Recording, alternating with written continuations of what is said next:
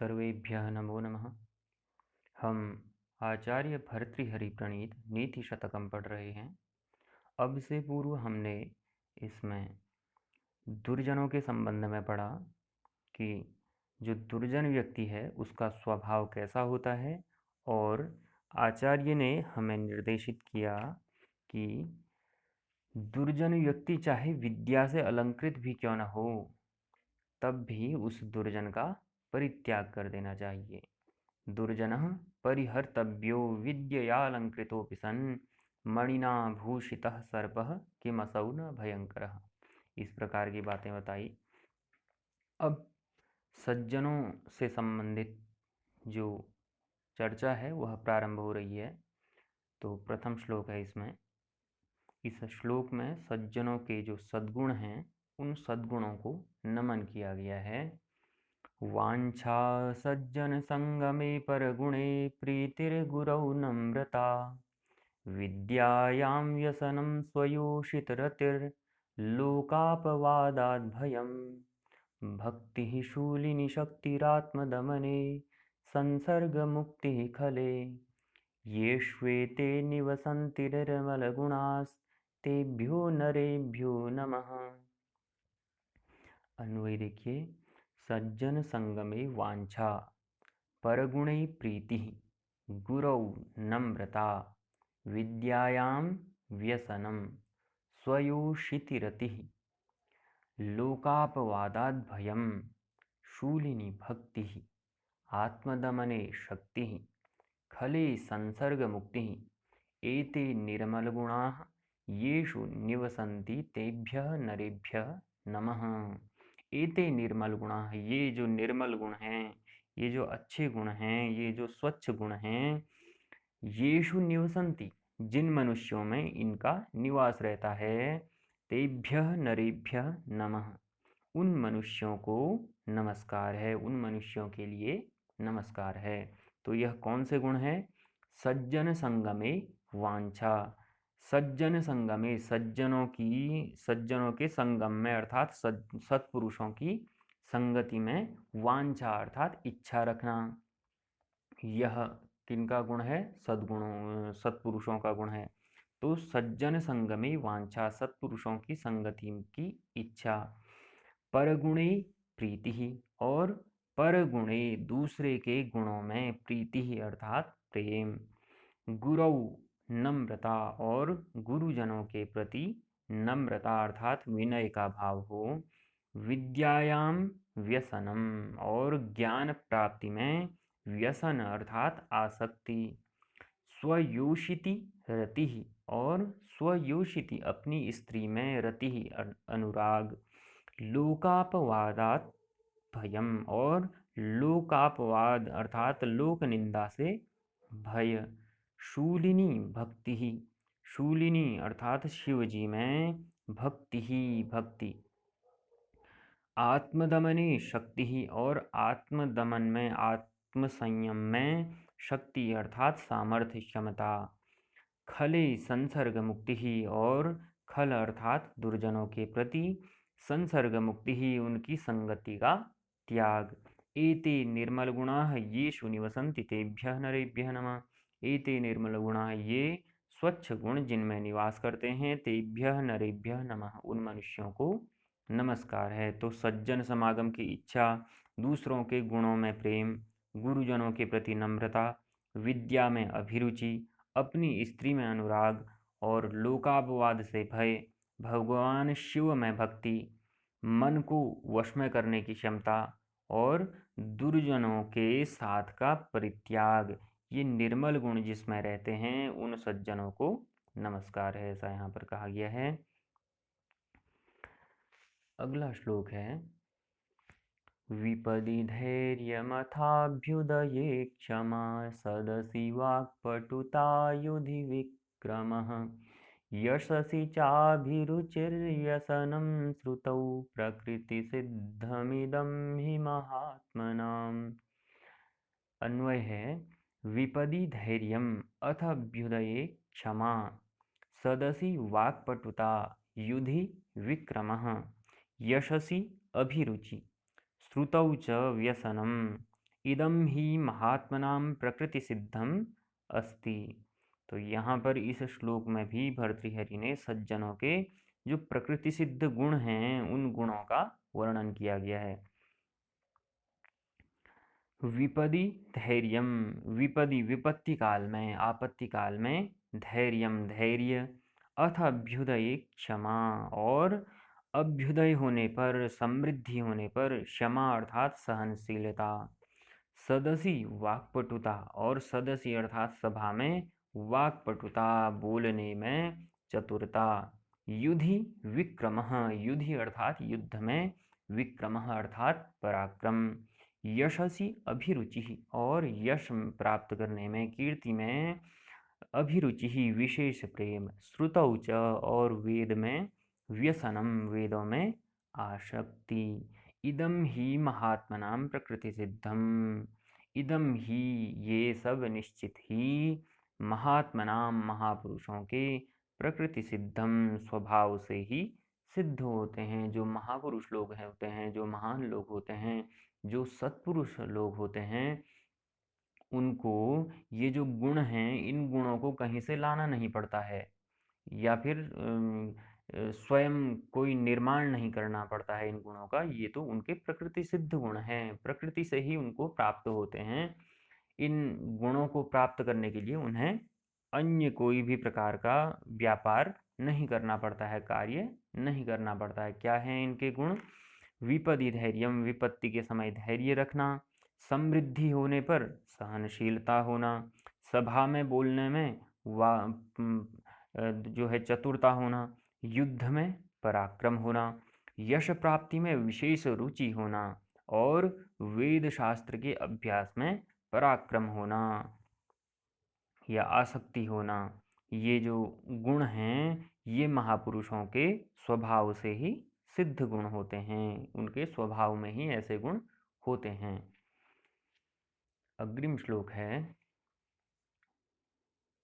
प्रदानं प्रच्छन्नं गृहमुपगते सम्भ्रमविधिः, प्रियं कृत्वा मौनं सदसि कथनं चाप्युपकृतेः, अनुत्सेको लक्ष्म्यां निरभिभवसाराः परकथाः, सतां केनोद्दिष्टं विषममसि धारावृतमिदम्। तो इस श्लोक में सज्जनों का जो चरित्र है उस चरित्र के बारे में बताया गया है। प्रदानम अन्वय है प्रदानम प्रच्छन्नम, गृहम उपगते संभ्रम विधि, प्रियम कृत्वा मौनम, अपि च सदसि उपकृते कथनम, लक्ष्म्याम अनुत्सेकः, परखता निरभिभवसाराः, इदं विषमम् असि धारावृतं, सतां केन उद्दिष्टम। तो अंतिम पंक्ति देखिए, इदं विषमम् असि धारावृतं, सतां केन उद्दिष्टम, इदं यह विषमम अत्यंत कठिन अत्यंत दुष्कर, असि धाराव्रतम तलवार की धार के समान, व्रतम जो व्रत है, यह व्रत, सताम अर्थात सज्जनों को, केन उद्दिष्टम किसने उपदेश दिया। तो इससे पूर्व श्लोक में हमने पढ़ा ना कि इदम ही महात्मनाम प्रकृति सिद्धम, ये जो गुण हैं ये महापुरुषों के स्वभाव से ही सिद्ध होते हैं। तो यही बात यहाँ पर भी है कि कह रहे हैं कि इदम विषमम, यह तलवार की धार के समान अत्यंत कठिन जो व्रत है, यह सज्जनों को किसने उपदेश दिया? किसी ने भी उपदेश नहीं दिया, यह तो उनके स्वभाव से ही सिद्ध होता है। तो ऐसे कौन से गुण हैं जो तलवार की धार के समान है? सज्जनों के जो गुण हैं उन अत्यंत कठिन दुष्कर गुण हैं, वह कौन से गुण हैं देखते हैं। प्रदानम प्रच्छन्नम, प्रदानम अर्थात दान को गुप्त रखना, प्रच्छन्नम गु रखना, यह किनका गुण है? सज्जनों का गुण है। वह क्या करते हैं? दान देते हैं और उसको गुप्त रखते हैं। गृहम उपगते संभ्रम विधि, गृहम उपगते और घर में आए हुए अतिथि का संभ्रम विधि तत्परता से क्या करते हैं, सत्कार करते हैं। प्रियम कृत्वा मौनम, और प्रियम कृत्वा भला करके मौनम चुप रहते हैं। अपिच और भी, उपकृते और दूसरों के द्वारा किए गए उपकार को सदसि कथनम सभा में कहते हैं। सभा में अर्थात जहाँ पर काफ़ी सारे लोग हैं, उन सभी लोगों के मध्य में यदि किसी दूसरे के द्वारा उपकार किया गया है किसी पर, तो उस व्यक्ति का वहाँ पर कथन करते हैं, उसको उसकी बात कहते हैं। और लक्ष्यम्याम अनुत्सेकः, और लक्ष्यम्याम अर्थात संपत्ति हो जाने पर अनुत्सेकः गर्व नहीं करते हैं। कौन नहीं करते हैं? सज्जन लोग। और परकथाः निरभिभवसाराः, और परकथाः अर्थात दूसरे की चर्चा करने पर निरभिभवसाराः निंदा नहीं करते हैं। इदम विषमम असिधारावृतम सताम केन उद्दिष्टम, इदम यह विषमम अत्यंत कठिन, अत्यंत दुष्कर, असिधाराव्रतम तलवार की धार के समान जो व्रत है, सताम केन उद्दिष्टम सज्जनों को किसके द्वारा उपदेश दिया गया, अर्थात किसी के द्वारा भी सज्जनों को यह उपदेश नहीं दिया जाता है, अपितु यह जो गुण हैं यह सज्जनों के स्वाभाविक गुण होते हैं। अगला श्लोक है,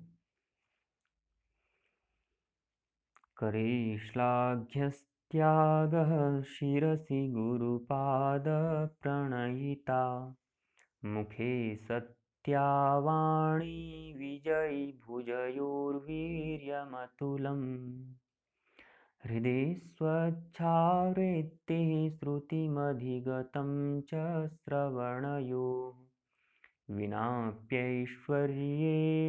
प्रकृतिमहतां मण्डनमिदम्। अन्वय देखिए, करे श्लाघ्यः त्यागः शिरसि गुरुपाद प्रणयिता, मुखे सत्यावाणी भुजयोः विजयी अतुलं वीर्यं, हृदि स्वच्छा वृत्तिः श्रवणयोः च अधिगतं श्रुतम्, इदं प्रकृतिमहताम् ऐश्वर्येण विना अपि मंडनम। तो यहाँ पर इस श्लोक में जो सज्जनों के जो हाथों में दान आदि जो अलंकार रहते हैं, उन अलंकारों को श्रेष्ठ बताया गया है। किन अलंकारों से? जो पार्थिव अलंकार होते हैं, उन पार्थिव अलंकारों से श्रेष्ठ अलंकार जो सज्जनों के हाथों के द्वारा दान इत्यादि दिया जाता है, इसको यहाँ पर श्रेष्ठ अलंकार बताया गया है।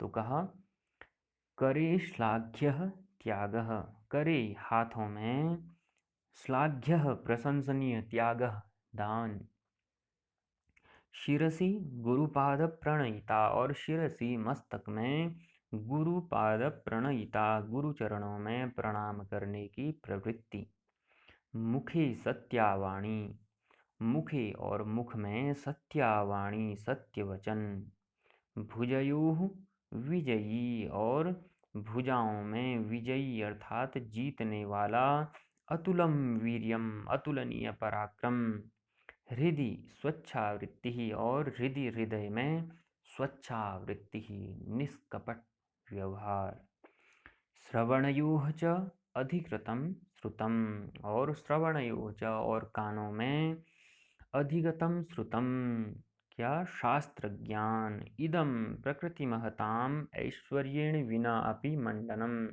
इदम यह प्रकृति महताम स्वभाव से ही जो महान मनुष्य हैं उनका, ऐश्वर्येण विना अपि समृद्धि के बिना भी, मंडनम अलंकरण है।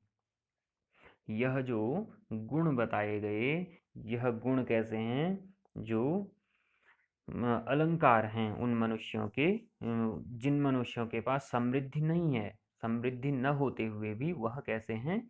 समृद्धिवान हैं, क्योंकि उनके पास ऐसे गुण हैं, इतने अच्छे गुण हैं। क्या हैं? हाथों में प्रशंसनीय दान है, अर्थात वह दान करते हैं। शिरसि गुरुपाद प्रणयिता, और मस्तक पर गुरु चरणों में किया गया प्रणाम है। और मुखे सत्यावाणी और मुख में सत्य भाषण है, सत्य बोलते हैं। भुजयोः विजयी अतुलम वीर्यम और भुजाओं में विजयशील अतुलनीय पराक्रम है। और हृदय में निर्मल विचारधारा है और कानों में शास्त्र ज्ञान है। यह सब जो है स्वभावतः महान जो पुरुष हैं उन महान पुरुषों के लिए समृद्धि के बिना भी क्या है, उनका आभूषण है। अर्थात जो महान पुरुष हैं उनके पास सबसे बड़ा आभूषण यह ही है। जैसे दान करना, गुरु चरणों में प्रणाम करना, सत्य भाषण बोलना और पराक्रमी होना, अच्छी विचारधारा रखना और सत्य वचन बोलना और कानों में उनके क्या है, शास्त्र ज्ञान, यानी कि वह शास्त्रों का ज्ञान श्रवण करते हैं, शास्त्रों का श्रवण करते हैं। तो इस प्रकार के जो यह गुण हैं, यह गुण महान पुरुषों के समृद्धि के बिना भी उनके क्या हैं, आभूषण हैं। अगला श्लोक है। इस श्लोक में आचार्य भर्तृहरि ने सुख दुख में सज्जनों की चित्त वृत्ति का वर्णन किया गया है कि सुख में और दुख में जो सज्जन लोग हैं वह किस प्रकार का व्यवहार करते हैं। संपत्सु महतां चित्तं भवत्युत्पतकोमलम् आपत्सु च महाशैलशिलाघा संघातकर्कशम्। अन्वय है, महतां चित्तं संपत्सु उत्पलकोमलम् आपत्सु च महाशैलशिला संघातकर्कशम् भवति। महतां चित्तम, महतां महापुरुषाणां, महापुरुषों का चित्त, चित्तम चित्त, संपत्सु उत्पल कोमलम, संपत्सु अर्थात संपत्ति प्राप्त हो जाने पर, उत्पल कोमलम कमल के समान क्या हो जाता है, कोमल हो जाता है। आपत्सु च और आपत्ति में, विपत्ति काल में, महाशैल शिला संघात कर्षम और महाशैल अर्थात विशाल पर्वत की शिला संघात कर्कशम, जो विशाल पर्वत है उसकी चट्टानों के समूह के सदृश कठोर हो जाता है। तो जो महापुरुषों का हृदय है वह संपत्ति प्राप्त होने पर क्या हो जाता है, कमल के समान कोमल हो जाता है। ऐसा नहीं कि उन्हें संपत्ति प्राप्त हो जाती है वह अत्यंत गर्व करने लग जाते हैं, अत्यंत घमंड करने लग जाते हैं, ऐसा नहीं होता है। अपितु उनका हृदय संपत्ति प्राप्त होने पर कमल के समान अत्यंत कोमल हो जाता है। और विपत्ति में आपत्सु च महाशैल शिला संघात कर्कशम, और विपत्ति काल में उनका जो हृदय है वह विशाल पर्वत की चट्टानों के समूह के सदृश कठोर हो जाता है। कहने का तात्पर्य यह है कि जो महान मनुष्य हैं वह संपत्ति काल प्राप्त होने पर कमल के पत्ते के समान कोमल हो जाते हैं, अर्थात अत्यंत दयालु हो जाते हैं। लेकिन विपत्ति काल होने पर वह पर्वत की शिला के समूह के समान अत्यंत कठोर हृदय होकर के उसे सहन करते हैं। अगला श्लोक है। संताप्तयसि संस्थितस्य पयसो नामापि न ज्ञायते मुक्ताकारतया तदेव नलिनीपत्रस्थितं राजते स्वात्यां सागरशुक्तिमध्यपतितं तन्मौक्तिकं जायते प्रायेणाधममध्यमोत्तमगुणः संसर्गतो जायते। तो यहाँ पर संसर्ग की बात की गई है कि संसर्ग से ही उत्तम, मध्यम और अधम गुणों का सन्निवेश होता है। तो कह रहे हैं, अन्वय देखिए, संतप्तायसि संस्थितस्य पयसः नाम अपि न ज्ञायते तदेव नलिनीपत्रस्थितं सत् मुक्ताकारतया राजते तत् स्वात्यां सागरशुक्तिमध्यपतितं सत्मौक्तिकं जायते हि प्रायेण अधम मध्यमोत्तम गुणः संसर्गतः जायते। संतप्तायसी अर्थात गर्म लोहे पर, संस्थितस्य गिरे हुए, पयस जल का, नामपि न ज्ञायते उसका नाम भी नहीं जाना जाता है कि संतप्तायसी संस्थितस्य पयसः नामपि न ज्ञायते। गर्म लोहे पर गिरे हुए जल का नाम भी नहीं जाना जाता है। अर्थात जैसे ही गर्म लोहे पर जल गिरता है तो वह क्या हो जाता है, सूख जाता है, भाप बन करके उड़ जाता है। तदेव, और यदि वही जल, तदेव वही जल नलिनी पत्र स्थितम, कमल के पत्ते में गिरा हुआ हो तो मुक्ताकारतया राजते, मुक्ताकारतया मोती के समान राजते सुशोभित होता है। तदेव नलिनी पत्र स्थितम मुक्ताकारतया राजते, वही जल यदि कमल के पत्ते में गिरा हुआ हो तो वह मुक्ताकारतया मोती के समान राजते सुशोभित होता है। तत्, और वही जल स्वात्याम सागर सुक्ति मध्यपतितम मौक्तिकम, और वही जल स्वात्याम स्वाति नक्षत्र में सागर समुद्र की सूक्ति मध्यपतितम सीपी के मध्य में गिर जाए तो वह मौक्तिकम मोती बन जाता है। प्रायेण अधम मध्यम उत्तम गुणः संसर्गतः जायते, प्रायेण प्रायः अधम मध्यम उत्तम गुणः, अधम गुण, मध्यम गुण और उत्तम गुण संसर्गतः संगति से ही जायते उत्पन्न होते हैं। तो इसलिए हमारे जीवन में संगति का अत्यंत प्रभाव होता है। हमारी जैसी संगति होती है उसी प्रकार के गुण अवगुण हम में प्रवेश करते हैं। जिस प्रकार से गर्म लोहे पर जब जल की जो बूंद गिरती है तो वह क्या हो जाती है, नष्ट हो जाती है, और वही जल की बूंद यदि कमल के पत्ते में गिर जाए तो वह मोती के समान सुशोभित होती है, और यदि वही जल की बूंद स्वाति नक्षत्र में समुद्र की सीपी के मध्य में गिर जाए तो वह मोती बन जाती है। इसलिए जो हमारे गुण हैं, अधम मध्यम और उत्तम गुण हैं, वह प्रायः संगति से ही उत्पन्न होते हैं। इसलिए हमारी संगति कैसी होनी चाहिए, उत्तम प्रकृति की, अच्छी प्रकृति की होनी चाहिए।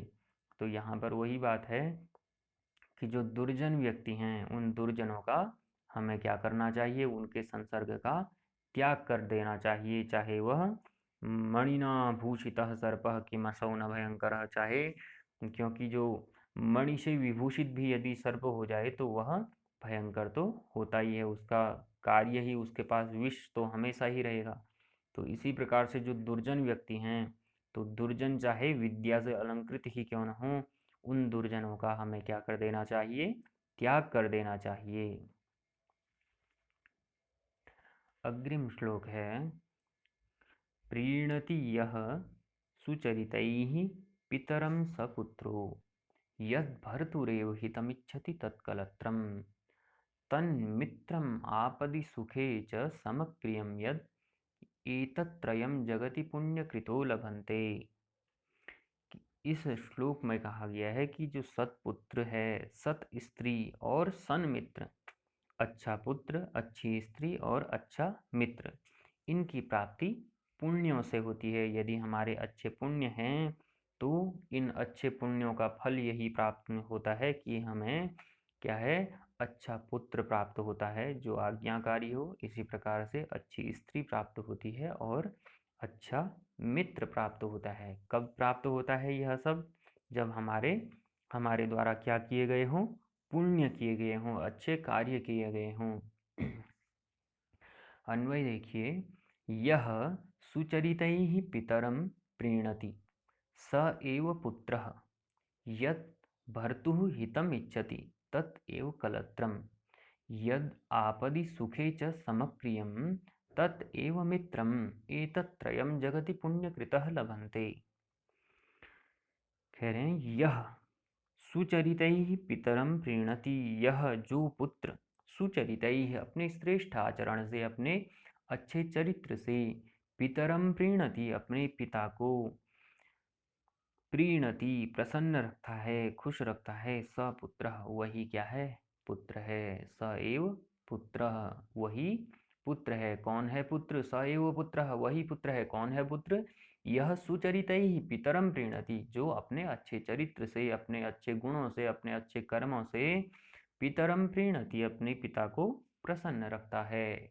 और यद भर्तुः हितमिच्छति तत्एव कलत्रम, तत्एव कलत्रम वही पत्नी है। कौन है पत्नी? यद भर्तुः जो भर्तुः अर्थात अपने पति का हितम इच्छति हित चाहती है, अच्छा चाहती है। तत्एव कलत्रम और यत आपदि सुखे च समक्रियम तथैव मित्रम, तथैव मित्रम और वही मित्र है। कौन है? यत आपदि सुखे च समक्रियम जो आपदि आपत्ति काल में और सुखे और सुख में समक्रियम समान रूप से व्यवहार करता है, वह तत्एव मित्रम वही मित्र है। एतत्त्रयं जगति पुण्यकृतः लभन्ते, एतत्त्रयं ये तीन जगति इस संसार में पुण्यकृतः लभन्ते अनेक पुण्यों के बाद जो पुण्यशाली व्यक्ति है उस पुण्यशाली मनुष्य को ही प्राप्त होते हैं। तो भावार्थ यही है कि मानव को जीवन में सत्पुत्र और हितकारिणी पत्नी और सन्मित्र अच्छा मित्र ये तीनों ही अनेक पुण्यों से प्राप्त होते हैं। और ऐसे मनुष्य जिन मनुष्यों के पास ये तीन चीज़ें होती हैं, अच्छा पुत्र, अच्छी स्त्री और एक अच्छा मित्र, तो वह मनुष्य जो है अपने जीवन में सुखपूर्वक आनंदपूर्वक रहते हैं। अग्रिम श्लोक है एको देवः केशवो वा शिवो वा एकं मित्रं भूपतिर्वा यतिर्वा एको वासः पत्तने वा वने वा एका नारी सुंदरी वा दरी वा। तो यह जो श्लोक है, इस श्लोक में आचार्य भर्तृहरि ने भौतिकता और आध्यात्मिकता और योग और भोग इन दोनों के मध्य में किसी एक का चयन मनुष्यों के लिए अपेक्षित बताया है। या तो वह भौतिकता को स्वीकार करे या फिर आध्यात्मिकता को स्वीकार करे, और या फिर वह योग को स्वीकार करे या फिर भोग को स्वीकार करे। तो कह रहे हैं अस्मिन् संसारे एकः देवः केशवः वा शिवः वा आश्रयणीयः हि एकं मित्रं भूपतिः वा यतिः वा एकः वासः पत्तने वा वने वा एका नारी सुंदरी वा दरी वा। तो कह रहे हैं मनुष्य के जीवन में एकः देवः, देव कौन हो? एक हो। तो पहले ही बता दिया गया है कि या तो मनुष्य आध्यात्मिकता को स्वीकार करे या फिर वह भौतिकता को स्वीकार करे। दोनों में से एक चीज स्वीकार करे तभी उसका कल्याण है। और या वह योग को स्वीकार करे या फिर भोग को स्वीकार करे। तो आध्यात्मिकता के साथ योग जुड़ा हुआ है, आध्यात्मिकता और योग, और भौतिकता में भोग जुड़ा हुआ है। आध्यात्मिकता में योग जुड़ा हुआ है और भौतिकता में भोग जुड़ा हुआ है। तो इसी को स्पष्ट कर रहे हैं कि एकः देवः केशवः वा शिवः वा आश्रयणीयः अस्मिन् संसारे इस संसार में एकः देवः एक देव एक भगवान एक इष्ट हो आपका। केशवः वा केशवः अर्थात भगवान विष्णु हो, वा अथवा शिवः वा या फिर शिव हों। आश्रयणीयः उसका आश्रय करना चाहिए। तो केशवः भगवान कृष्ण और शिव को बताया यहाँ पर, इनमें से एक देवा आपका आश्रयणीय होना चाहिए, एक देवा आपका इष्ट होना चाहिए। और ही एकम मित्रम भूपति वा यति वा, और एकम मित्रम और ही निश्चित ही एकम मित्रम एक मित्र होना चाहिए। या फिर या तो वह भूपति ही वा या तो वह क्या हो? भूपति ही अर्थात राजा हो, यति ही वा अथवा सन्यासी हो। तो इनमें से एक ही मित्र होना चाहिए।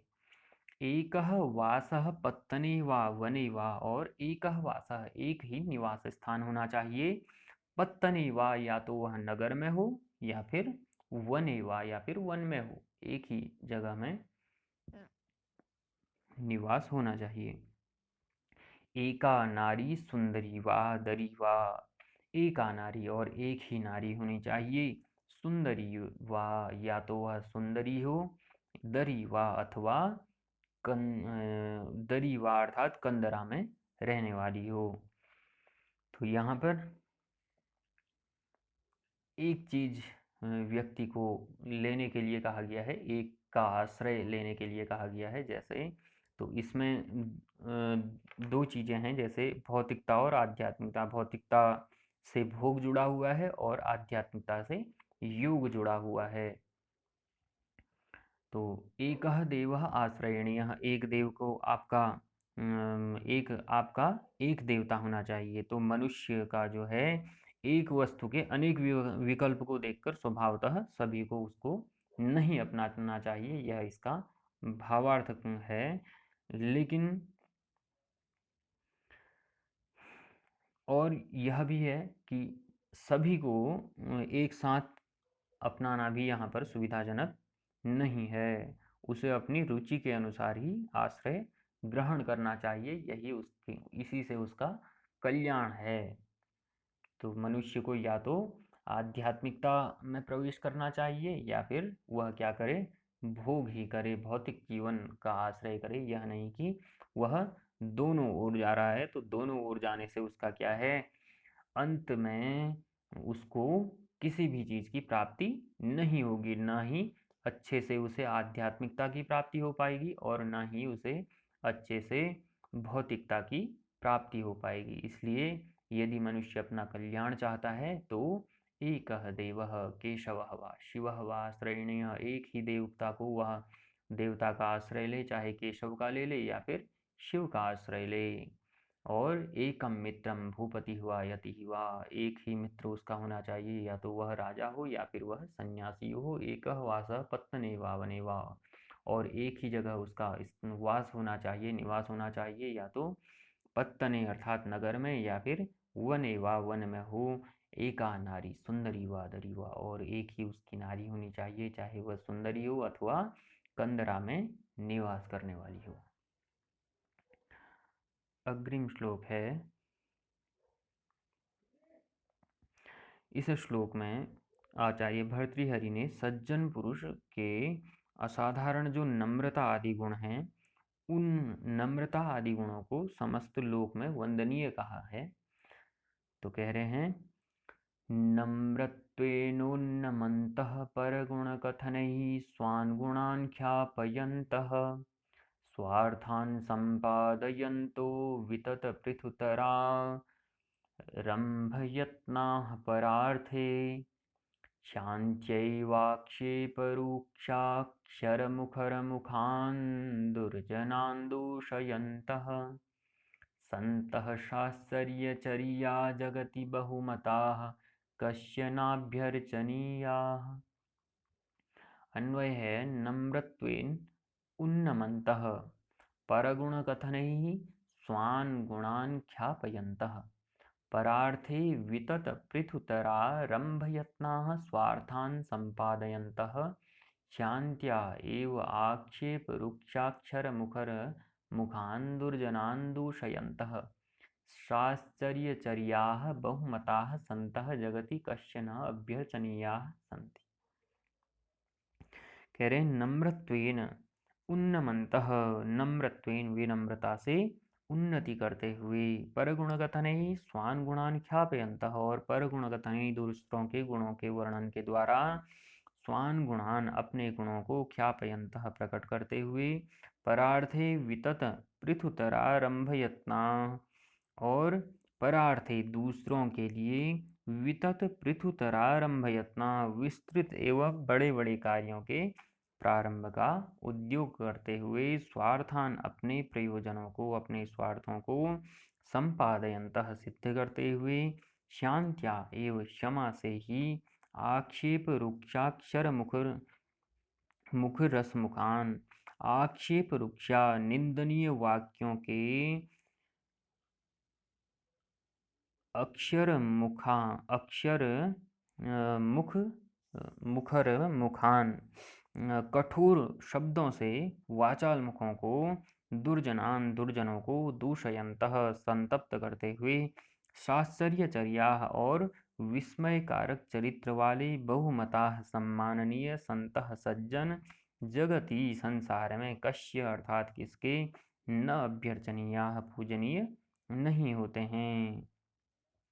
तो जो सज्जन हैं, जो सम्माननीय सज्जन हैं जगती संसार में, किसके अभ्यर्चनीय पूजनीय नहीं होते हैं, अर्थात सभी के लिए वह पूजनीय होते हैं। तो इसमें कहा गया कि विनम्रता से उन्नति करने वाले और दूसरों के गुणों के वर्णन द्वारा अपने गुणों को प्रकट करने वाले, दूसरों के लिए विस्तृत और बड़े बड़े कार्यों के प्रारंभ का उद्योग करते हुए अपने प्रयोजनों को सिद्ध करने वाले, क्षमा से ही निंदनीय वाक्यों के कठोर शब्दों से वाचाल मुखों वाले, दुर्जनों को संतप्त करने वाले, विस्मयकारक चरित्र वाले, सम्माननीय जो सज्जन हैं, इस संसार में किसके लिए पूजनीय नहीं हैं, अर्थात जो सज्जन इस प्रकार के हैं वह सभी के लिए पूजनीय हैं। आज के लिए इतना ही। आपका बहुत बहुत धन्यवाद।